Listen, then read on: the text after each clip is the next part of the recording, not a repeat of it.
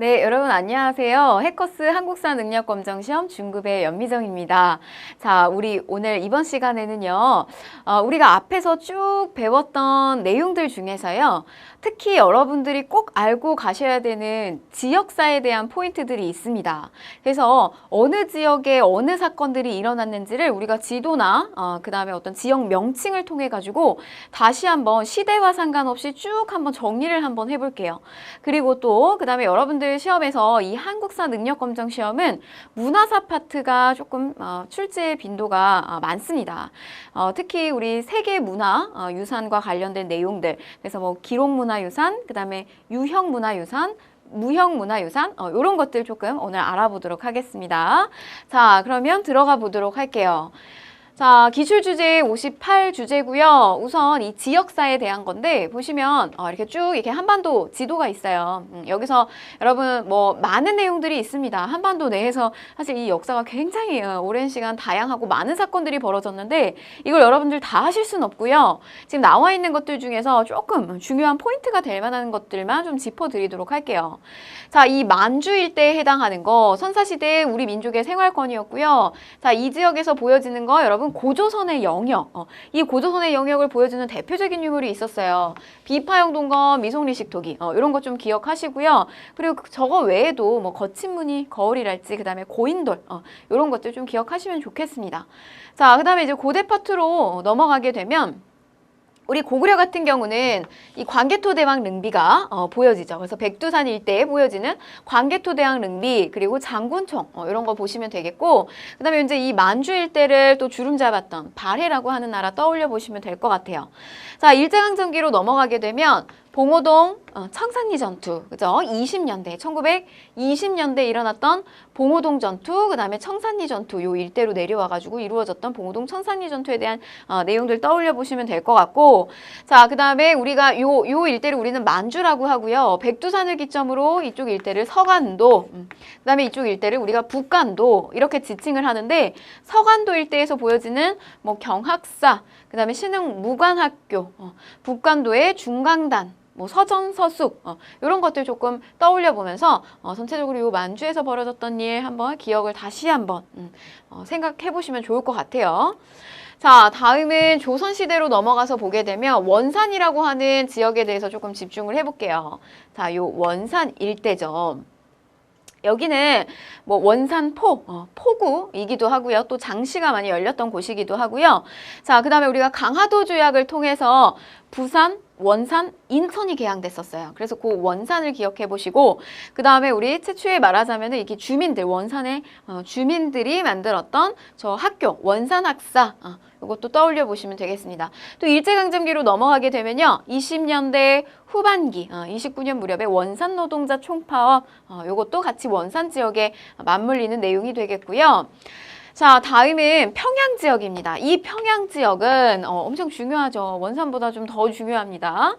자, 이 시기 때, 고려 시기 때 특히 이 지역을 중요시했어요. 서경. 이거는 옛 고구려에 대한 영토를 다시 되찾고자 하는 어떤 북진 정책의 성격이 여기 많이 반영이 된 거죠. 자, 이 지역에서 또 어떤 일들이 이루어졌느냐? 묘청의 서경천도 운동. 요 꼭 기억을 하셔야 돼요. 그래서 개경 말고 서경으로다가 우리가 입지를 서경으로 다시 한번 궁궐을 만들어가지고 새롭게 개경에는 당시에 우리 이자겸의 난이 일어나가지고요. 거기는 이미 이제 기운이 다 했다라고 하면서 이 운동이 일어났지만 결국에는 실패하고 말았죠. 자, 조선시대 넘어가게 되면 임진왜란 무렵에 빼앗겼던 평양성을 뭐 다시 탈환하는 이런 것도 보이고요. 자, 그 다음에 제네럴 셔먼호 사건. 평양에 주민들이 저 제네럴 셔먼호 불을 다 불태우는 그런 사건이 일어나면서 우리가 이제 나중에 신미 양요를 거치게 됩니다. 자, 이 일대에서는 대성학교도 설립이 됐고요. 자, 물산장려 운동이 시작된 곳이 바로 평양이에요. 이거는 이 일제강점기 파트에서 아주 잘 나옵니다. 물산장려 운동 조만식에 의해서 이루어졌고요. 그리고 또 이 지역에 우리가 남한만의 단독 선거 막기 위해서 김구, 김규식이 남북협상 요 평양 일대 가서 추진을 했던 내용들도 한번 다시 떠올리시면 좋을 것 같아요.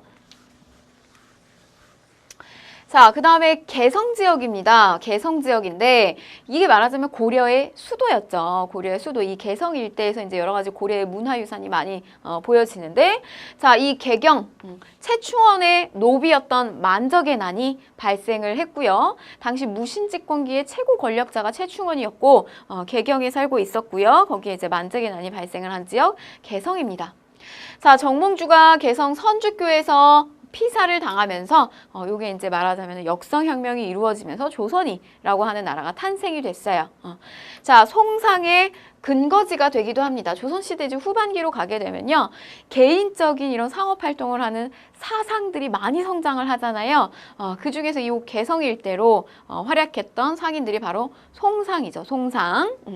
그다음에 여기 뭐 현대 시기로 가게 되면 개성공단 설치, 남북하고의 관계에 있어서 보여지는 모습들이고요. 뭐 또 요 일대 개성 역사 유적지구가 2013년에도 13년에 유네스코 세계문화유산에 등재가 되어 있습니다. 자, 다음은 공주 지역인데요. 평양 다음으로 제가 여러분들 가장 중요하다라고 꼽을 수 있는 지역 바로 이 공주예요. 공주. 선사시대부터 보이죠? 구석기 시기 때의 유적지가 보여지는 공주 석장리 유적이에요. 자, 꼭 기억을 하시면 좋겠고, 고대시대 파트로 넘어가게 되면 우리가 이 백제, 처음에 한성에서 출발했던 이 백제가 수도 어디로 밀리게 되나요? 그렇죠. 이 공주, 웅진으로 밀리게 됩니다. 그래서 이 일대에 뭐 송산리 고분군이라든지 또 뭐 조금 더 들어가게 되면 김헌창의 난, 우리 신라 하대에 일어났던 아버지 김주원이 왕이 되지 못해가지고 난을 일으켰던 요 김헌창이 웅천주 도독이었고요. 자, 그 다음에 요거 보셔야 됩니다. 망소이의 난, 요거 공주 명확수예요. 그래서 망이망소이의 난 고려시대 때 일어났던 난이죠. 그래서 요거 공주 지역 좀 집중해서 보시면 되겠고, 동학농민운동 공주 우금치 전투입니다. 그래서 마지막 저 우금치 전투가 패하게 되면서 이 동학농민운동이 진압을 당했죠. 그래서 그와 관련된 내용 좀 정리하시면 될 것 같아요. 자, 다음은 안동 지역인데요. 안동은 좀 문화유산 이런 것들 많이 집중되어 있습니다.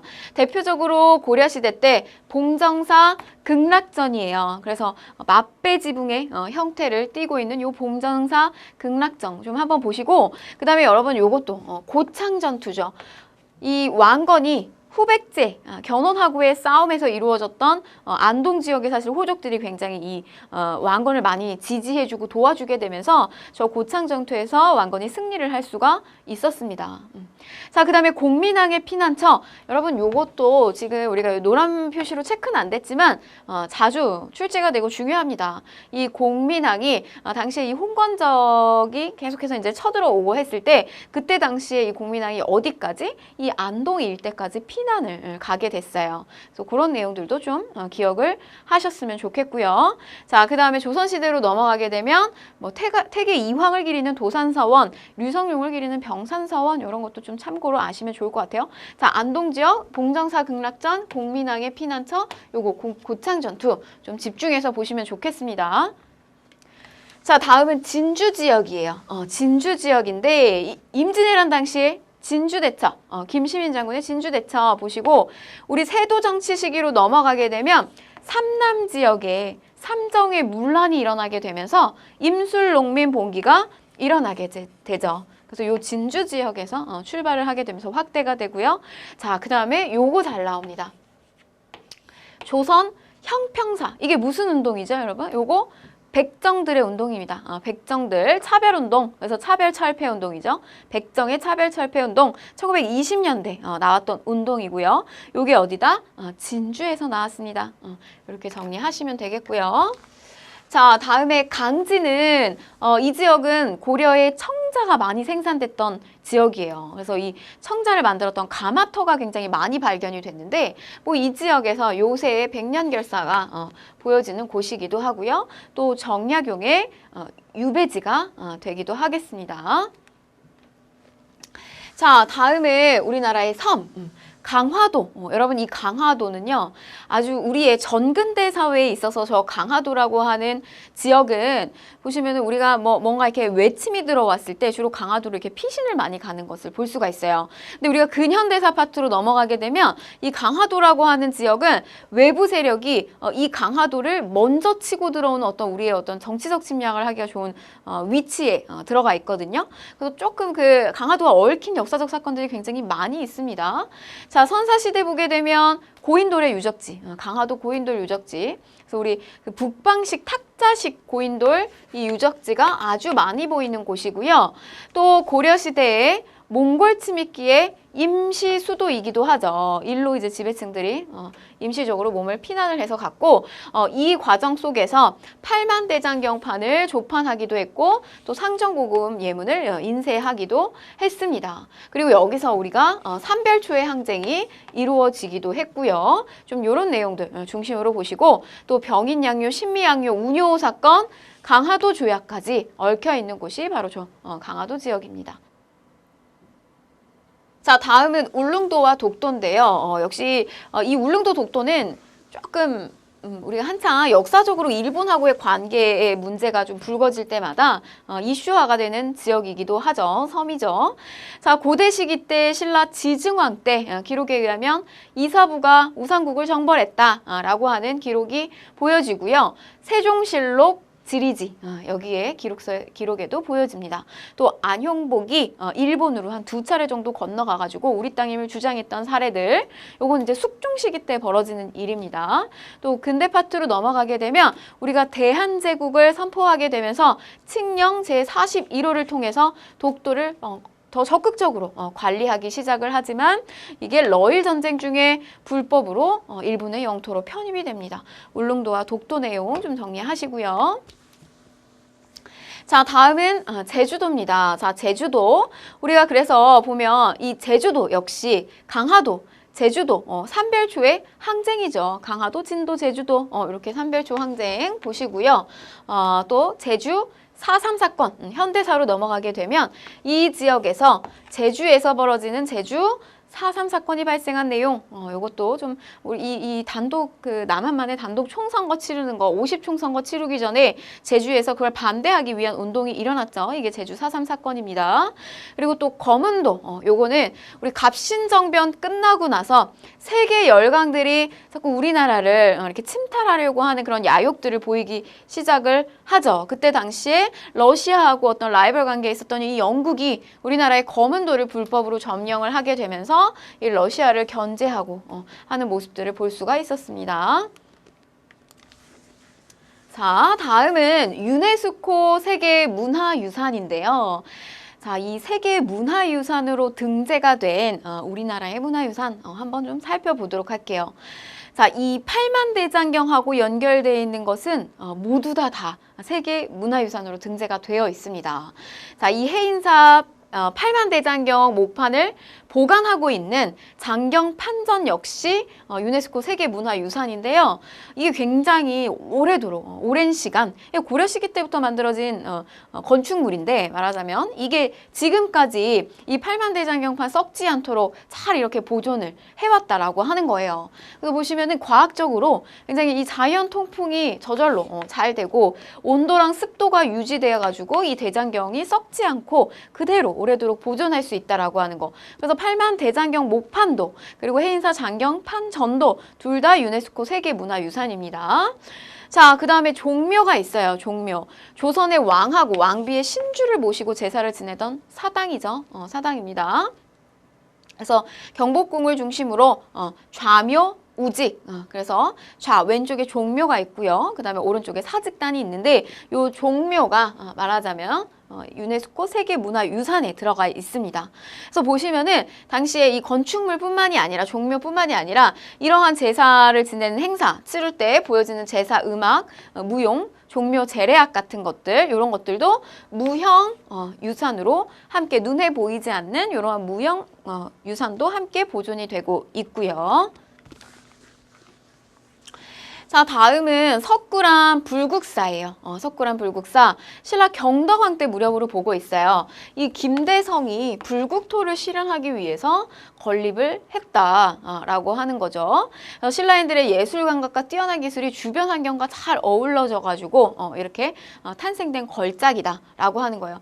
특히 이제 이 석굴암 안에 있는 이 본전불이라고 하는 것은 그 이후에 뭐 우리가 고려가 나오면서 불교 국가였던 이 고려에서도 사실 따라잡기 어려운 그 균형미를 완벽하게 갖추고 있는 이 석굴암의 본전불은 그 가치가 굉장히 뛰어나죠. 그래서 일본에서 사실 이걸 반출하려고 시도를 하는 그런 작업들을 통해서 사실 그 석굴암이라고 하는 그 어떤 자체적으로 가지고 있었던 그 기능을 많이 또 훼손을 하게 됐습니다. 일본에 의해서. 사실 이 석굴암이 앞에서 보셨던 팔만대장경 판전, 요 팔만대장경판을 모시고 있는 그 대장경 판전처럼 자체적으로 사실 그 온도와 습도를 유지시킬 수 있는 굉장히 좋은 기능을 하고 있다고 해요. 근데 지금 여러분들은 저 석굴암 보러 가시려면 유리벽이 이렇게 쳐져 있어서 저기 이제 자연적으로 그게 맞춰지는 게 아니라 인공적으로 관리가 반드시 필요한 그런 상태가 돼버렸어요. 일본의 훼손에 의해서. 자, 석굴암 불국사, 유네스코 세계문화유산이고요. 창덕궁, 요거 유네스코 세계문화유산입니다. 자, 근데 경복궁은 유네스코 문화유산이 아니고요. 그래서 요거 창덕궁이고, 임진왜란 때 불탄 것을 광해군 시기 때 다시 중건을 하면서 이때부터 이제 이게 전궁으로서의 역할을 하게 되죠. 우리나라의 건축물이 가지고 있는 가장 큰 어떤 특징은 뭐냐면 지나치게 건축물이 크거나 화려하지 않아요. 우리가 이제 중국의 건축물을 보게 되면은 굉장히 그 차이점을 뚜렷하게 우리가 확인할 수 있는데 조금 소박하죠. 우리나라는 소박하고 특히 그 다음에 자연을 훼손하지 않아요. 그래서 우리나라의 건축물은 이 자연하고 함께 같이 가는 그래서 마치 그 자연과 건축물이 그냥 말하자면 하나의 건축물로서 이렇게 인지할 수 있게 어우러지게 조화롭게 이렇게 배치된 이런 건축물이 특징입니다. 인정전, 돈하문, 주함루 요게 주요 건물이 되겠고요. 자, 수원화성이 보여지는데 이 수원화성 정조의 어떤 이념 사상 이런 것들이 담겨 있는 곳이죠. 정조가 건설하려고 한 이상 도시로서 군사적인 기능, 원래 성이라고 하는 건 군사적인 기능이 있지만 굉장히 그 건축물 자체가 아름답다. 그래서 행정적이고 또 그 주변에서 어떤 상업적인 행위들 이런 것들이 많이 이루어지면서 상업적 기능까지 보유하고 있는 그런 수원 화성입니다. 당시에 정약용이 거중기를 이용해 가지고 이거를 건축하는 그 과정 시간을 아주 이렇게 빠르게 단축시켰던 또 대표적인 건축물이기도 하고요. 이 수원화성도 보시면 많이 붕괴가 됐죠. 붕괴가 됐는데 이게 사실 그 가치로서 인정을 받는 이유는 바로 이 화성성역 의계 요게 그대로 그 보존이 됐기 때문이에요. 그래서 많은 부분이 훼손이 됐지만 이 수원화성이 훼손이 됐지만 바로 이 의계를 통해서 다시 이걸 복원하는 과정 속에서 아주 그 옛날에 그 건물 그걸 그대로 다시 완벽하게 복원을 하는데 이게 큰 영향을 끼쳤다고 합니다. 의계가.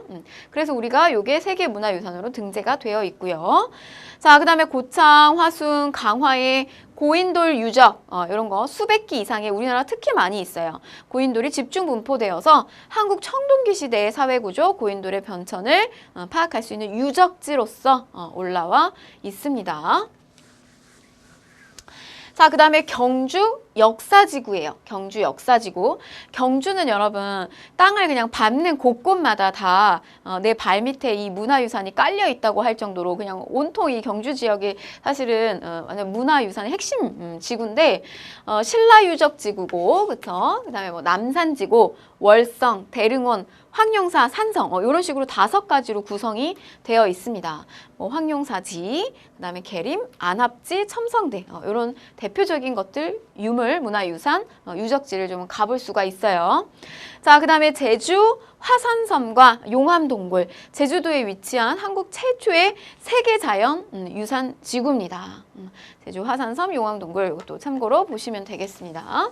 자, 그 다음에 이제 조선왕릉 이것도 세계문화유산. 그래서 우리나라 조선의 왕하고 왕비 추존된 왕 이 왕의 명칭을 사실 우리가 뭐 정릉이다, 뭐 선릉이다, 뭐 이런 표현들 조금 확실히 누구 왕인지 우리가 알기 어렵다라고 해서 요새는 그 명칭을 직접적으로 누구의 왕의 릉인지 좀 이런 것들을 명확하게 표기하려고 많이 좀 이렇게 하고 있는 추세예요. 변경하려고 하는 추세입니다.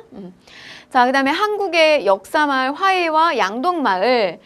조선 초기의 유교적 양반 문화를 반영한 역사적인 시종 마을인데 이 마을 전체가 그대로 유지가 잘 돼 있죠. 그래서 대표적인 게 이제 화해마을, 그다음에 양동마을 이렇게 두 가지 마을이 되겠고요. 자, 또 하나 남한산성. 이 남한산성은 뭐랑 연결이 되어 있죠? 이 남한산성 특히 우리 그 조선 시기 때 호란, 우리가 병자호란을 맺게 되면서 당시에 인조가 이 남한산성으로 피신했던 그런 사건들 떠올리시면 되겠습니다. 그래서 임시수도로 기능을 담당하도록 건설된 산성이었다. 자, 다음에 경주보다 조금 뒤늦게 이게 문화유산으로 등재가 됐는데요. 백제 역사 유적지구입니다. 그래서 백제 예수도였던 공주 부여군과 천도를 시도했다고 알려진 익산시의 역사 유적 이런 것들이 전부 백제 역사 유적지구 역시 올라와 있다는 거. 문화유산 굉장히 많죠. 뭐 공주, 공산성, 송산리 고분군, 부여 사비성, 뭐 정림사지, 미륵사지 이런 것들 전부 역사 유적지구로 다 유네스코 세계문화유산에 올라와 있고요. 자, 그다음에 한국의 산지, 우리나라 그 불교의 어떤 그런 문화유산 이런 것들이 집중되어 있는 곳들, 양산 통도사, 영주 부석사, 안동 봉정사 이런 지역들 전부 또 유네스코 문화유산으로 올라와 있습니다. 자, 조선왕조 실록이에요. 태조부터 철종까지. 이후의 역사는 일제강점기 때 영향이 좀 식민사관이 많이 반영이 되어 있었다고 해가지고 철종까지 끊어집니다. 그래서 태조부터 철종까지의 조선왕조실록 통치 내용을 사초, 초기가 되는 거죠. 그리고 시정기, 관하에서 어떤 행정업무 기록까지 다 이런 것들을 바탕으로 기록한 편년체 역사서입니다. 자, 그 다음에 훈민정음, 해례본이에요. 훈민정음에 대한 설명이 일종의 한문 해설서예요. 요건 이제 훈민정음 그 자체를 이야기하는 건 아니고 훈민정음이 어떤 원리로 인해서 이게 창제가 됐느냐 요게 아주 발견이 됐기 때문에 훈민정음에 대한 가치가 더 높아졌거든요. 사실 이 해례본이 발견되기 전까지는요. 그전에는 훈민정음을 뭐 우리가 뭐 갑자기 뭐 화장실을 갔다가 화장실에 있는 문창사를 보고서는 만들었다는 등 우리가 다른 나라의 뭐 유목민족의 언어를 모방해가지고 가지고 왔다는 등 별 희한한 이야기들이 굉장히 많았어요. 그런데 이 훈민정음 해례본이 발견이 되고 난 다음부터는 우리가 이 창제 원리의 그런 과학성에 대해서 우리가 정확하게 알 수가 있게 된 거죠. 그래서 어떤 그런 발음, 입안의 구조 이런 거에 따라서 이 만들어진 한글, 우리나라의 한글 이런 거에 대한 과학성과 그 가치에 대해서 더욱더 더 빛을 보게 됐던 게 바로 이 훈민정음 해례본 때문입니다. 자, 다음은 승정원 일기. 조선시대 승정원에서 왕과 신하 간에 오고 간 문서죠. 승정원에서 오고 간 내용이에요. 일상 업무. 승정원 왕명출납 담당했던 기구죠. 자, 요것도 유네스코 세계기록유산이고요. 자, 다음 직지심체 요절입니다. 요 직지심체 요절은요.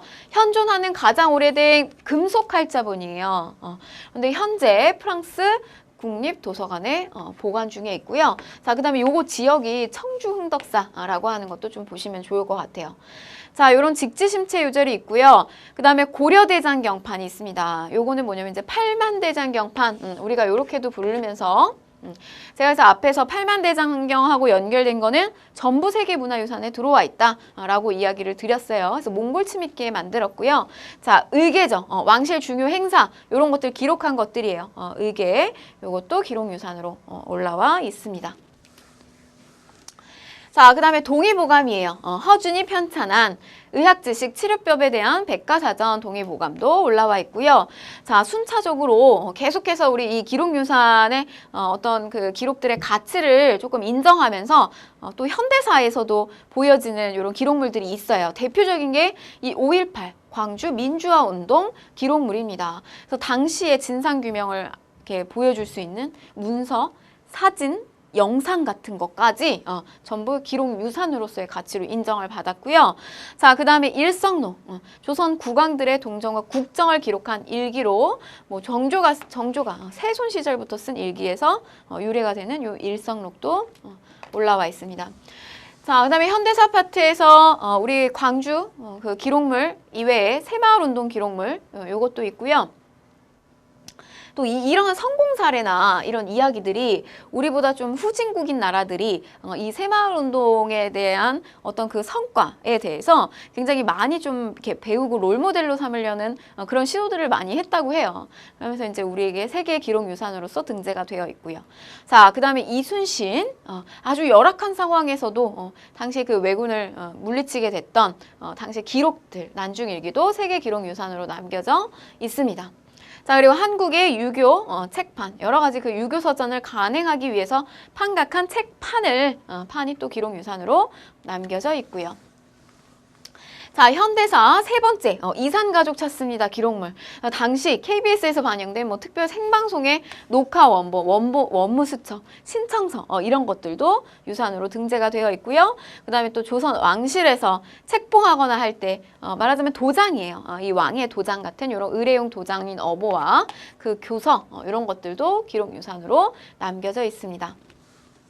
자, 다음으로 이건 최근이죠. 조선 통신사 기록물 1607년부터 1811년까지 일본 에도 막부의 초청으로 12회 파견된 내용 이런 기록물도 담겨져 있습니다. 그래서 우리 쪽에서 300에서 400여 명이 저렇게 통신사로 가게 되면 일본에서 거의 한 1년여의 행사비를 갖다가 다 많이 썼다고 해요. 그러니까 당시에 그 기록물이 굉장히 많이 구체적으로 담겨져 있는데 그거 역시 세계 기록유산으로 남겨져 있고요.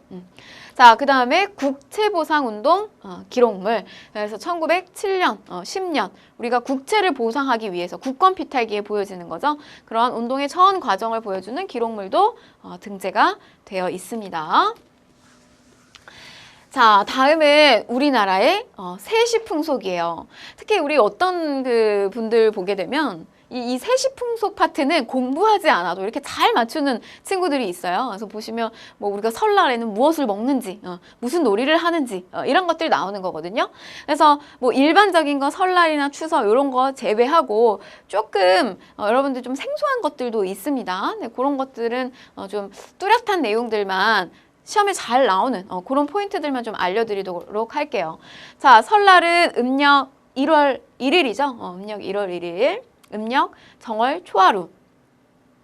자, 이때 우리 조상에게 차례 지내고 성묘를 하게 되죠. 그리고 뭐 떡국도 먹고요. 설날에. 그리고 윷놀이, 널뛰기들. 우리나라에 말하자면 이제 대대적인 행사가 되겠죠. 설날. 나이를 뭐 1살 먹는 날이기도 하고요. 자, 다음은 정월 대보름입니다. 1월 15일 보름이고요. 부스럼 예방을 하기 위해서 부럼을 깨요. 그리고 뭐 지불놀이, 해충 피해 방지, 또 복을 기원하는 달집을 태우기 차전놀이 이런 것들 또 1월 정월 대보름에 첫 보름달이 뜨는 날, 뭐 이런 날 행해지는 놀이고요. 풍습이고 요게 좀 시험에 자주 나옵니다. 이런 정월 대보름. 자, 그 다음에 양력으로 2월달, 2월 4일경인데 입춘이라고 하죠. 입춘대길. 그래서 이거 가끔씩 옛날에 보면 이렇게 집이나 조금 이렇게 시골이나 이런 데 가게 되면 이렇게 문 앞에다가 대문 앞에 크게 한자로 입춘대길, 봄을 맞이하는 거죠. 복이 들어오길 바라는 이런 입춘대길을 또 붙여놓는 것을 볼 수가 있어요. 2월에 행해지는 거고요. 자, 그 다음에 삼진날, 음력 3월 3일인데 이날은 보시면 진달래꽃으로 만드는 화전이에요. 화전. 그래서 꽃을 가지고 이렇게 동그랗게 전을 붙여가지고 그런 것들을 먹는 행위들. 시험에서는 요 화전이 좀 잘 나오고요. 또 뭐 경칩이라고 해서 만물이 겨울잠에서 깨어나는 시기다. 이렇게 보고 넘어가시면 되겠어요. 자, 4월 달에 한식이에요. 한식. 또 동지부터 105일째 되는 날로 설, 단오, 추석과 함께 조선시대 4대 명절에 속했습니다. 우리가 뭐 잘 뭐 하지는 않죠. 한식 때. 근데 이때 당시에 어떤 걸 하냐면 찬 음식, 조금 서늘한 이런 음식을 먹는 날이 한식입니다. 한식. 자, 4월 달에 고구, 곡식이 자라는데 좋은 비가 내리기 시작하는 때다. 우리가 명칭에서도 알 수 있겠죠. 곡우예요, 곡우. 그래서 본격적인 농경이 시작되는 때, 우리가 이제 씨를 뿌리기 시작하는 때 이렇게 생각하시면 돼요. 4월 달. 자, 그 다음에 단오입니다. 잘 나와요. 이 5월 달 단오. 술인 날. 그래서 보시면 우리가 맨 처음에 여러 나라의 어떤 그 제천 행사에 보여질 때 삼한 지역에서 이런 것들이 보여졌어요. 술인 날, 계절제 이런 거. 자, 단오는 날에 보여지면 뭐가 있냐면 씨름 여자들은 창포 삶은 물로 머리를 감고 씨름 널뛰기, 그네뛰기 뭐 이런 것들 하게 됩니다. 단오죠. 또 이어서 또 부채, 단오 이런 것들을 선물로다가 주기도 하고요. 강릉 단오제가 또 유네스코 무형문화유산에 등재가 되어 있습니다. 자, 6월 달에는 유두라고 해서요. 흐를 여기에다가 머리를 어떻게 하는 거예요? 씻는 거예요. 그래서 맑은 시내 가서 몸을 닦고 가지고 간 음식을 먹으면서 서늘하게 하늘을 또 보내는 날이라고 생각을 하시면 되겠습니다. 6월 달, 여름이 되기 좀 직전이죠. 자, 그 다음에 음력 7월 7일, 칠석이에요. 요거 칠석도 좀 자주 나옵니다. 이때 견우와 직녀가 만난다, 뭐라고 하는 날이다. 이렇게 보시면 되겠고요. 그 다음에 백중이라고 해가지고, 음력 7월 15일, 뭐, 호미 씻는 날, 또 이때는 머슴들을, 그동안에 고생을 많이 했으니까 하루 쉬게 한다. 뭐, 요런 날이라고도 합니다. 백중. 자, 다음은 추석이죠. 음력으로 8월 15일. 추석날은 여러분 뭐 하죠? 송편 만들어요. 그래서 송편. 그래서 송편을 만들어서 먹고 이때 당시에 줄다리기, 씨름, 강강술래 그래서 한 해에 농사를 잘 지었던 것이 이때 이렇게 우리가 한꺼번에 그 결실을 얻는 때가 바로 요 추석이 되겠습니다. 우리가 한과이 이렇게 부르기도 하죠. 자, 입동이에요. 겨울동, 겨울로 들어가는 입구죠. 그래서 이 24절기 중에서 19번째 절기로 겨울이 시작된다는 의미를 가지고 있는 날이고 또 이런 김장 담그기 이런 것들을 입동 되기 전에 좀 직전에 하죠. 자, 다음은 12월 달에 동지입니다. 동지. 1년 중 가장 밤이 길고 낮이 가장 짧은 날이고요. 동지 때 우리가 하는 거 있어요. 귀신을 쫓기 위해서 붉은 색깔의 팥죽을 만들죠. 그래서 이 팥죽 안에 이렇게 새옹심을 넣어가지고 이렇게 팥죽을 먹는 그런 때가 동지입니다. 뭐 집 안 곳곳에 팥죽을 뿌리고 뭐 이런 일도 한다고 하는데 뭐 이런 거는 이제 옛날 풍속이고 사실 우리는 요새 이제 팥죽을 먹죠. 자, 그 다음에 섣달 구문날 음력 12월 31일 날 또 뭐 이때 이제 음력 한 해 마지막 날이 됩니다. 12월 31일 그래서 일가 친척을 방문해서 묵은 세배를 하는 날이기도 하고요. 12월 달. 자, 그 다음에 민속놀이가 있어요. 대표적인 민속놀이는 윷놀이. 여러분들 많이 해보셨을 거예요. 이 윷놀이는 신채호의 기록에 의하면 이제 저 윷놀이가 부여시기 때 그 마가, 우가, 저가, 구가 이 사출도에서 비롯되지 않았나 뭐 이런 이야기를 하기도 하죠. 자, 그 다음에 이제 널뛰기. 이 널뛰기는 정월 초와 단오 때, 한과이 때 부녀자들이 주로 많이 하고요. 쥐불놀이. 논밭에 쥐불을 놓는 이런 정월 대보름놀이 이런 것도 있습니다. 자, 또 차전놀이가 있어요. 이 차전놀이는 바로 이 안동에서 벌어졌던 왕건하고 견훤의 둘 사이의 싸움, 이 고창 전투에서 비롯이 됐다. 그래서 여러분 그 체육대회 때 보게 되면요. 이렇게 이 기념에서 이렇게 쭉 이렇게 서로 우리가 어떤 한 명을 우두머리들을 양쪽 등에다 태워가지고 올리잖아요. 그래서 우리가 이게 조금 변형된 형태로 이렇게 모자를 서로 상대팀 모자를 먼저 이렇게 빼앗으면 이렇게 승리하는 그런 게임 떠올리시면 될 것 같아요. 요게 차전놀이. 자, 그 다음에 씨름, 삿발을 맨 상태에서 씨름 너무 일반적인 거고요. 그 다음에 그네뛰기, 단오 때 하고요. 그리고 또 석전, 돌을 던지는 거예요. 돌을 가지고 싸우는 전투다. 정월 대보름날 행해지는 전투고요. 자, 그 다음에 줄다리기가 있습니다. 이 줄다리기는 서로 당겨서 체육대회 때 우리가 많이 하는 거고요. 줄다리기. 자, 이 강강술래 동그랗게 손을 잡고서는 달을 보면서 이렇게 도는 행인데 이게 임진왜란 당시 때에 이순신 아군의 수가 우리 쪽이 너무 이제 적다 보니까 우리 쪽의 수가 적어서 당시 그 상대 쪽을 교란시키기 위해서 이 부녀자들에게 동그랗게 원을 돌면서 한 전술에서 유래가 됐다라고 전해지고 있고요. 역시 무형문화유산으로 지정이 되어 있어요. 자, 그 다음에 승경도놀이, 나무 막대를 굴려가지고 종이 말판 위에서 누가 먼저 높은 관직에 오르는지 겨루는 놀이입니다. 보시면 약간 그 장기 두는 거랑 좀 비슷하다라고 볼 수가 있어요.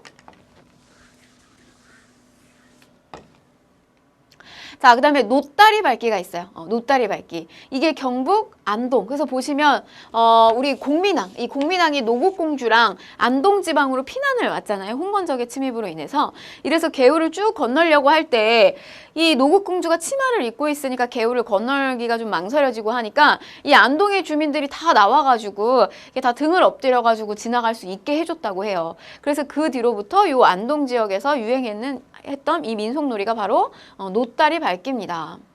자, 그 다음에 고누놀이, 땅, 나무, 돌 등에 놀이판을 새겨넣고 말을 움직여 상대의 말을 잡아서 승패를 가르는 놀이.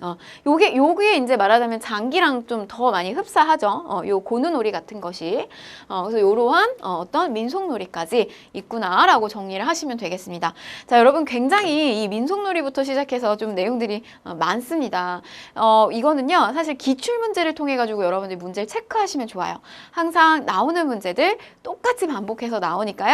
마지막까지 이 세계 문화유산까지 정리를 잘 하시고 시험장에 들어가시길 바랄게요.